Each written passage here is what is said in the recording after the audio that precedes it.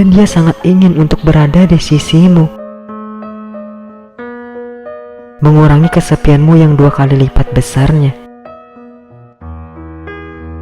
Terpisah baik dari dia dan dari ayah tercintamu. Namun apa yang dapat dia lakukan?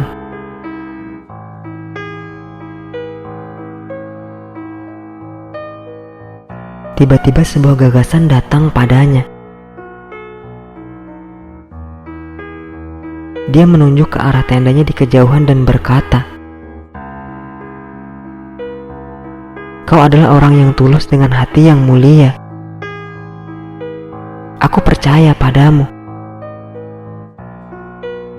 Aku akan masuk ke dalam tendaku sekarang. Lalu aku akan menulis surat untuk Majnun. Berjanjilah untuk kembali lagi esok. Aku akan dapat memberikan kepadamu sebuah surat untuk diantarkan kepadanya.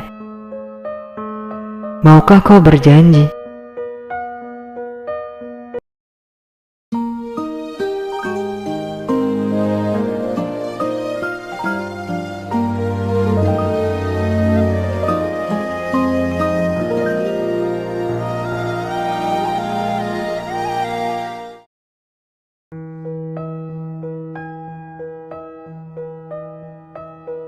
Dengan perlahan dan penuh ketulusan,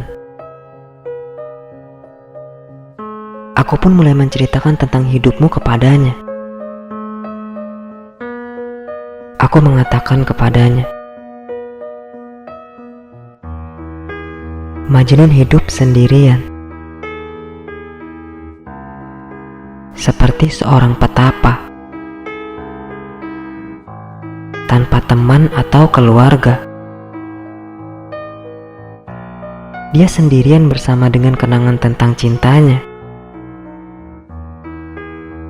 Teman satu-satunya atau begitulah kata orang-orang adalah binatang-binatang liar. Hewan-hewan seperti rusa dan singa gurun yang menghindari dunia manusia. Tapi akhirnya penderitaannya merusaknya juga. Cinta adalah kekuatan yang terlalu kuat bagi makhluk lemah seperti manusia untuk dilawan. Maka Majnun pun hancur remuk. Pikirannya menjadi lemah dan sakit. Kematian ayahnya membuat dia lebih jatuh lagi. Hari demi hari takdir menaburkan duri-duri pada jalannya. Sekarang ia telah menjadi seorang penyair yang menceritakan kisah-kisah tentang kemalangan dirinya sendiri. Syair-syairnya menceritakan kisah tentang cinta dan kepedihan.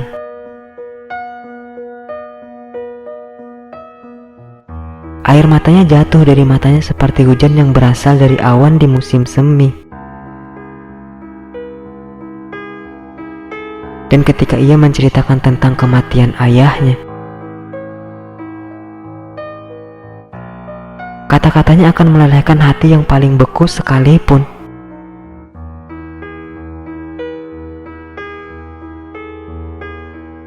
Kemudian aku melantunkan beberapa bait syairmu. Salah satu bait yang pernah ku dengar di sebuah pasar dan telah ku hafalkan dalam ingatanku.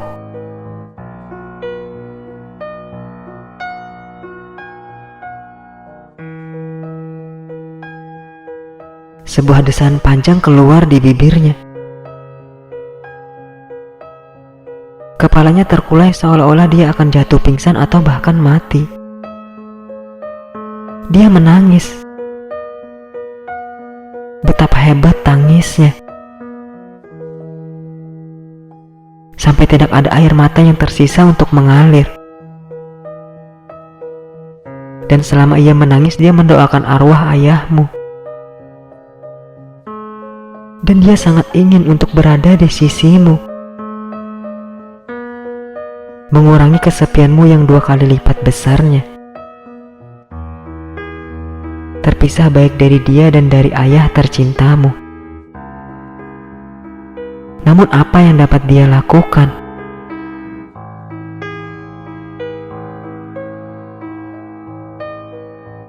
Tiba-tiba sebuah gagasan datang padanya. Dia menunjuk ke arah tendanya di kejauhan dan berkata, "Kau adalah orang yang tulus dengan hati yang mulia. Aku percaya padamu. Aku akan masuk ke dalam tendaku sekarang. Lalu aku akan menulis surat untuk Majnun. Berjanjilah untuk kembali lagi esok. Aku akan dapat memberikan kepadamu sebuah surat untuk diantarkan kepadanya.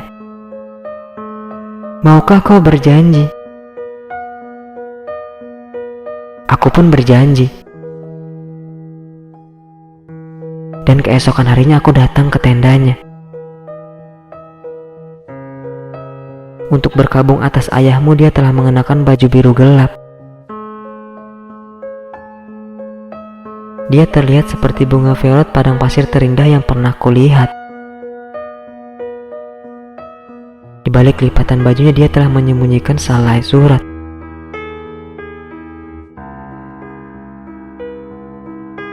Inilah surat itu. Utusan tua itu mengambil sebuah surat di kantongnya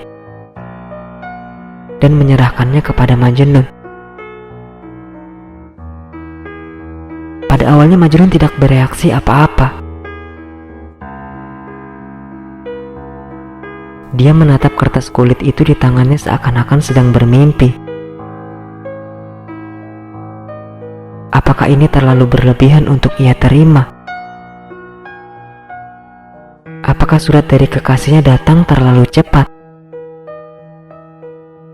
Apakah ini terlalu berat untuk ia tanggung?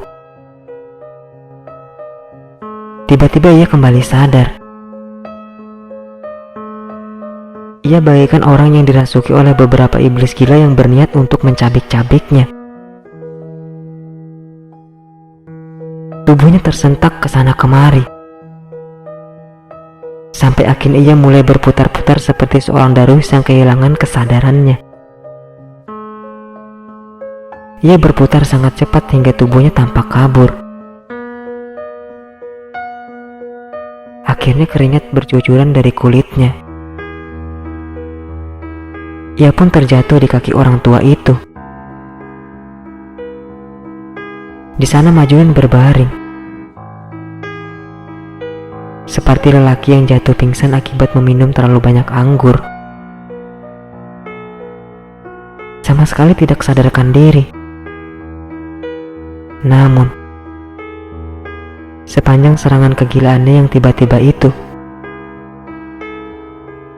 surat dari Layla masih dipegang erat oleh jemarinya. Surat itu masih dalam genggamannya sementara ia terbaring tidak sadarkan diri. Dan ketika ia sadar, surat itu adalah hal pertama yang dilihat. Hatinya berdegup lebih perlahan sekarang. Dengan hati-hati ia membuka gulungan surat Layla.